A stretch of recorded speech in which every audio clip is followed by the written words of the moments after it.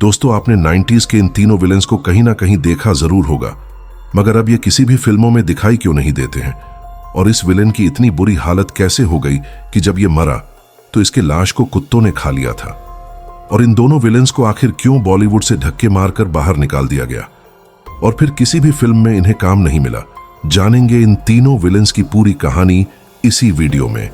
Number 1, 90 के दशक की हिंदी फिल्मों में अक्सर नजर आने वाले गोरे विलेन को आप भूले तो नहीं होंगे। किरदार हमेशा नेगेटिव रहते, कभी फाइटर बनकर आता तो कभी विलेन का खास आदमी, साइड विलेन होते हुए भी जिसकी पर्सनालिटी बड़े बड़े हीरो पर भारी पड़ जाती। नाम था गेविन पैकर्ड, 90 के बॉलीवुड का मशहूर बॉडी बिल्डर गुंडा। मगर क्या आप इस अदाकार के अंत से वाकिफ हैं? कैसे बॉलीवुड वाले ही उसकी भयानक मौत की वजह बन गए? चलिए, आज हम आपको पूरा सच बताने जा रहे हैं, जिससे बहुत से लोग आज भी अनजान हैं। बॉलीवुड में कम ही अभिनेता ऐसे हुए जो नेगेटिव रोल करते थे लेकिन हीरो की पर्सनालिटी पर भारी पड़ जाया करते थे। 90 के दौर में विलन गेविन पैकर्ड भी उनमें से ही एक थे। गोरा चिट्टा रंग, देखने में विदेशी लगते, असल में वह विदेशी मूल के ही थे। उनके दादा जॉन पैकर्ड आयरिश अमेरिकन मूल के थे। वह यूएस आर्मी के सदस्य हुआ करते। एक बार वह बेंगलोर आए तो उनको भारत इतना भा गया कि वह यहीं बस गए। इनके पोते गेविन 9 जून 1964 को मुंबई में जन्मे थे। पिता अर्ल पैकर्ड ने कोकनी महाराष्ट्र लड़की बारबरा से शादी की थी। गेविन 5 भाई बहनों में सबसे बड़े थे।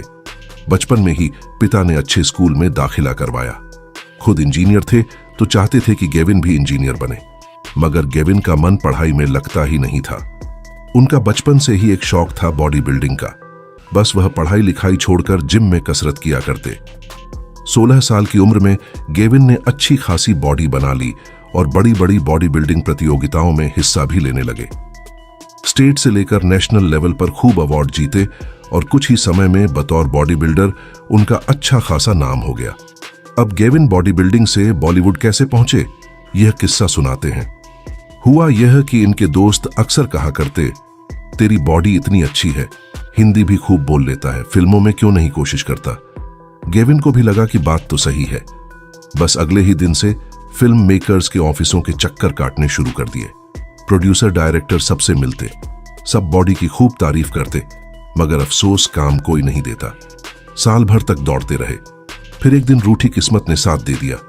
साउथ फिल्मों के डायरेक्टर हसन की नजर इनकी फोटो पर पड़ी तो अपनी एक फिल्म में छोटा सा रोल दे दिया। 1980 में आई फिल्म थी बेंज वासु। इसके बाद बस एक और फिल्म में काम मिला। रोल अच्छे नहीं मिल रहे थे तो वापस बॉडी बिल्डिंग में बिजी हो गए। फिर एक दिन किस्मत ने दोबारा दस्तक दी। 1987 की बात है।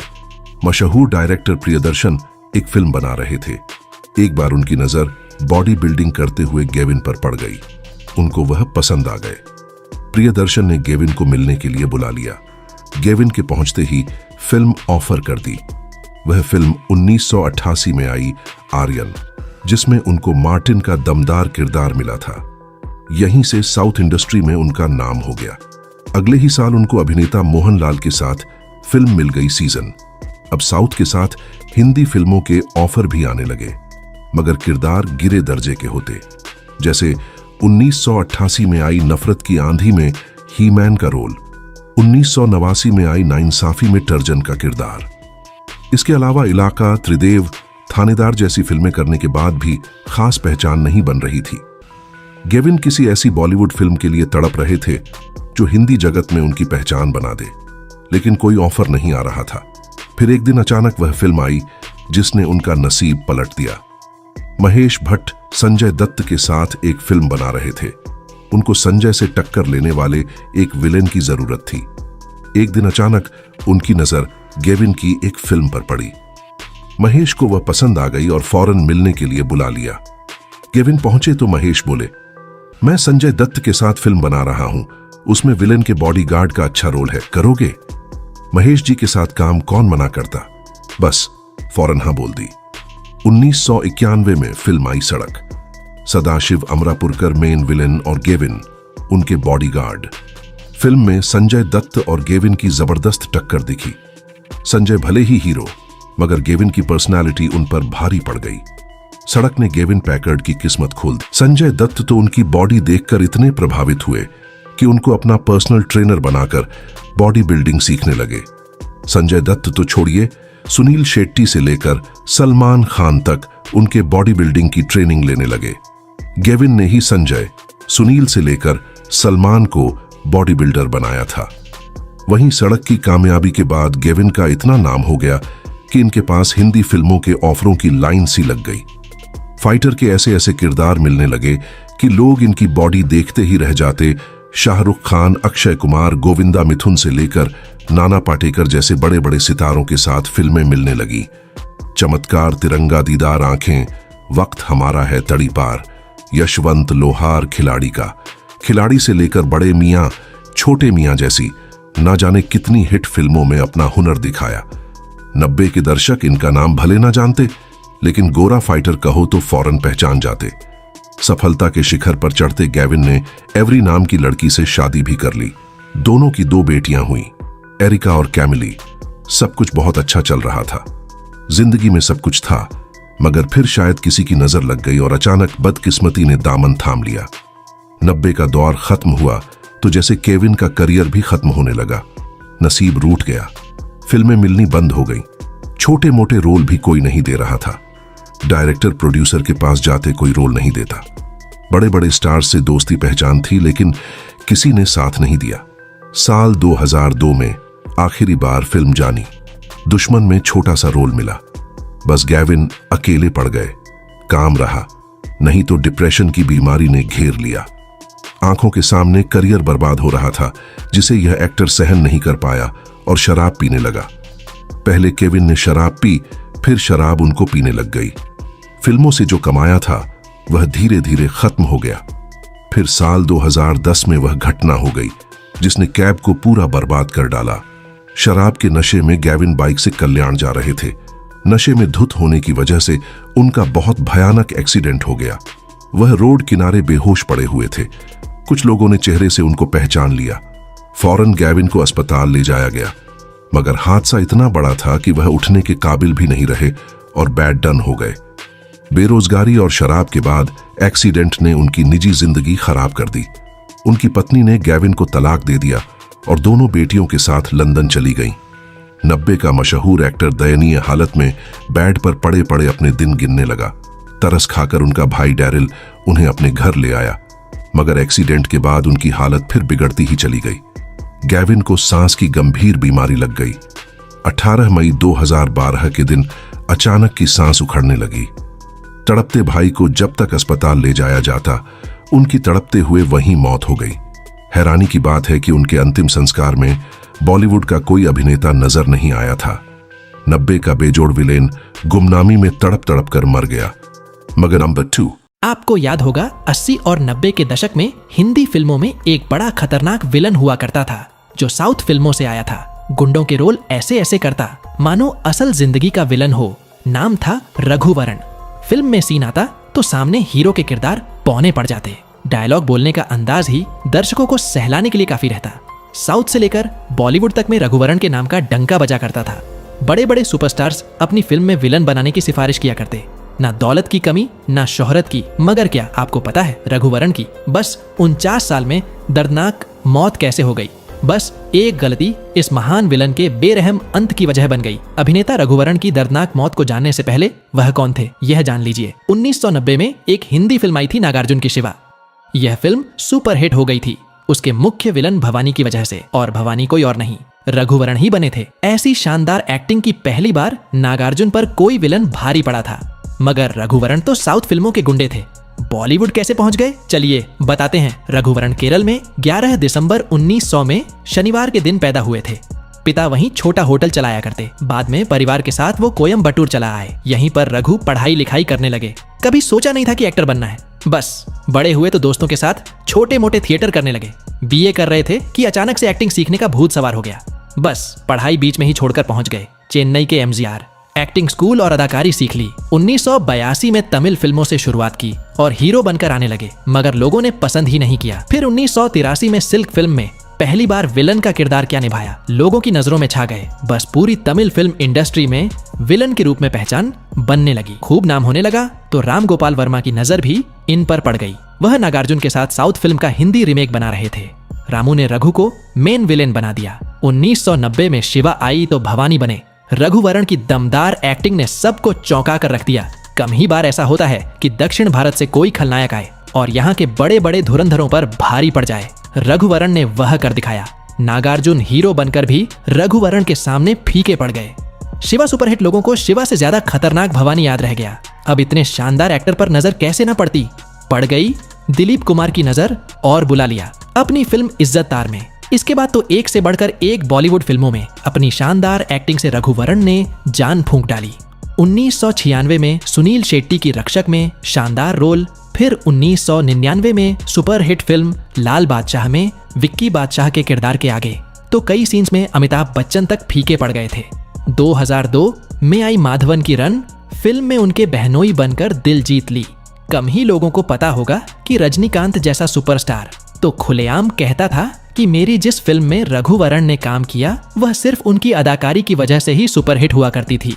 रजनी तो डायरेक्टरों से जिद करके उनको अपनी फिल्मों में जबरदस्ती लिया करते। रघु की आपने भी एक से बढ़कर एक फिल्में देखी होंगी जो हिंदी में डब होकर आई। नई सदी शुरू होने तक तो रघुवरण का बॉलीवुड से लेकर साउथ फिल्मों में डंका बजने लगा था। खूब दौलत, शोहरत, बड़े बंगले, पैसा, इज्जत, किसी चीज की कमी नहीं। मगर बस जीवन में एक ऐसी गलती कर बैठे जो 49 साल की उम्र में इनका काल बन गई। वह लत शराब थी जिसकी इनको लत पड़ गई। शुरुआती सफलता के बाद जब पैसा आना शुरू हुआ तो फिल्म इंडस्ट्री में बड़े बड़े लोगों में उठने बैठने के बीच दारू पीना शुरू कर दिया। साल 1996 में अभिनेत्री रोहिणी से शादी हो गई। एक बेटा भी हो गया। मगर कामयाबी मिलते जा रही थी और रघुवरण की शराब बढ़ती जा रही थी। फिर धीरे धीरे शराब ने इस अभिनेता को पीना शुरू कर दिया। बस यहीं से इनके जीवन की उल्टी गिनती शुरू हो गई। बार बार तबीयत बिगड़ने लगी। अस्पताल के चक्कर लगवाकर शरीर ने संकेत दे दिया कि अब रुक जाओ, मगर नहीं माने। लिवर खराब होता जा रहा था। कई दफा तो हॉस्पिटल में भर्ती करने तक की नौबत आई, फिर भी होश नहीं आया। इसी बीच साल 2004 में पत्नी से भी तलाक हो गया। अब तो अकेलेपन की साथी शराब बन गई।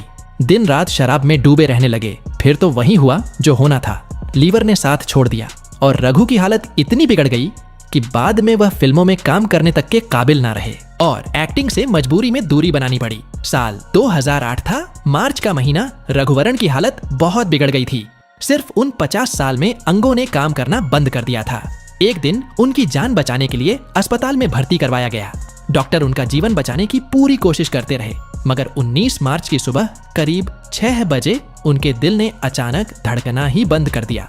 कोई कुछ समझ पाता उससे पहले ही रघु की जिंदगी का दर्दनाक अंत हो गया। काश रघुवरण ने कामयाबी के साथ शराब पर कंट्रोल किया होता तो यह शानदार अदाकार 49 साल में दर्दनाक मौत का शिकार ना होता। मगर नंबर 3, रामी रेड्डी का जन्म हुआ था 1 जनवरी 1960 को आंध्र प्रदेश के चित्तूर जिले के वाल्मीकिपुरम गांव में हुआ था। फिल्में देखना तो रामी रेड्डी को शुरू से ही पसंद था, लेकिन इन्होंने यह कभी नहीं सोचा था कि एक दिन यह फिल्म स्टार ही बन जाएंगे। रामी रेड्डी जब बड़े हुए तो इन्हें समझ नहीं आ रहा था कि जिंदगी में इन्हें करना क्या है। एक दिन अचानक इनके दिमाग में ख्याल आया कि क्यों ना यह जर्नलिस्ट बन जाए। सो इन्होंने हैदराबाद की उस्मानिया यूनिवर्सिटी से पत्रकारिता की पढ़ाई की। पढ़ाई पूरी करने के बाद इन्होंने कुछ दिन मुंसिफ डेली नाम के एक लोकल उर्दू न्यूज़पेपर में काम भी किया, लेकिन इसी दौरान इनकी पर्सनैलिटी ने एक फिल्म मेकर का ध्यान इनकी तरफ खींचा। उस फिल्म मेकर ने इन्हें अपनी फिल्म अंकुशम में स्पॉट नागा का किरदार ऑफर किया। फिल्मों के शौकीन रहे रामी ने भी तुरंत हाँ कर दी और फिर उसके बाद तो रामी स्पॉट नागा के किरदार में ऐसे उतरे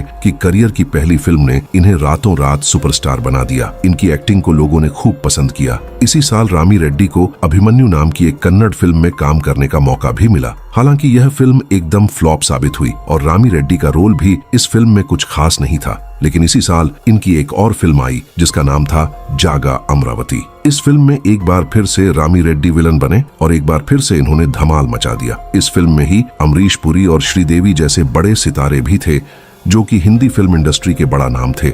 साथ ही इस वक्त तक चिरंजीवी को भी हिंदी दर्शक पहचानने लगे थे। सो इस फिल्म के मेकर्स ने इस फिल्म को हिंदी में डब करके आदमी और अप्सरा नाम से रिलीज किया। हिंदी भाषी सिने प्रेमियों को भी रामी रेड्डी का काम बेहद पसंद आया।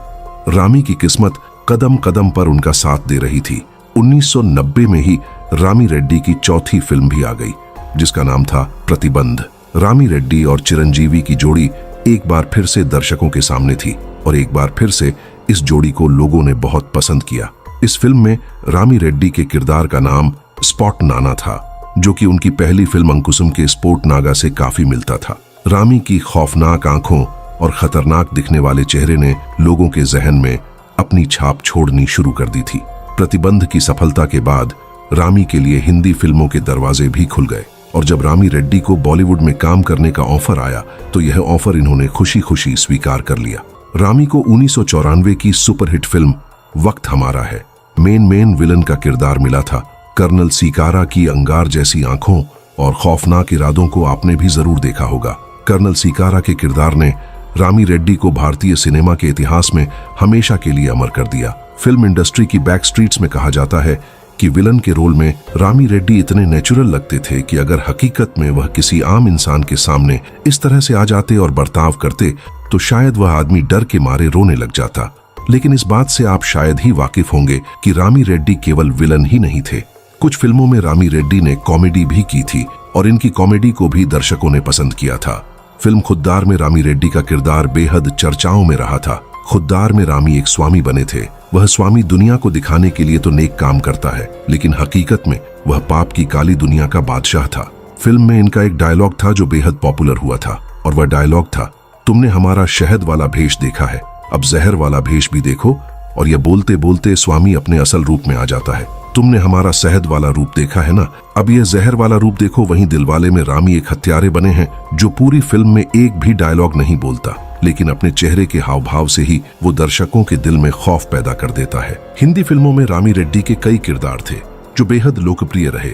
ऐसा ही एक किरदार था आंदोलन। फिल्म के बाबा नायक का किरदार।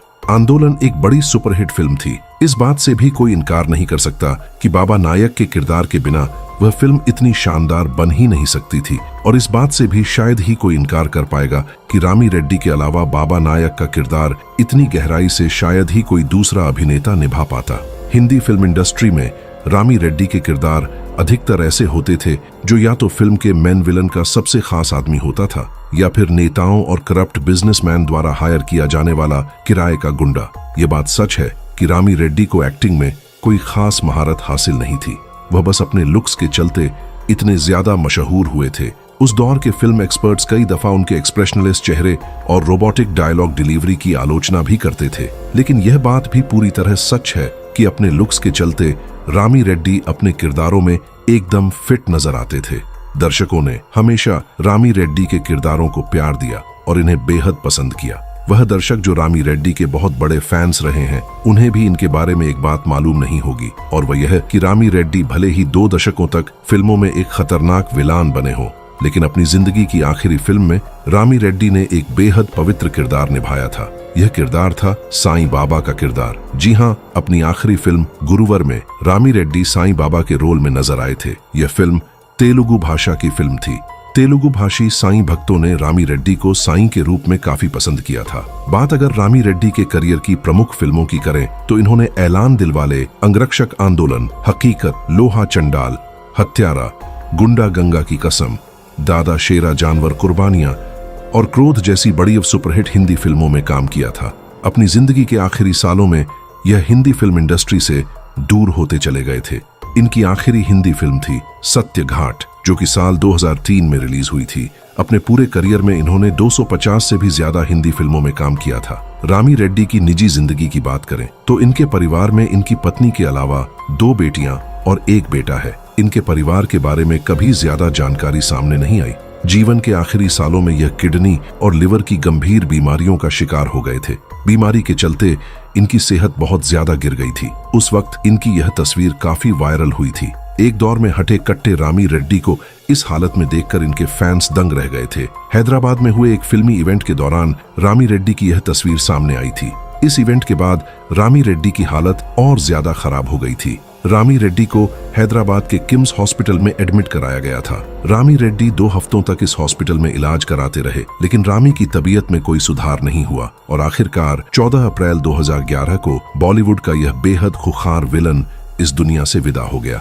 और इसी के साथ कर्नल सीकारा अपने फैंस के जहन में बस यादें बनकर रह गया।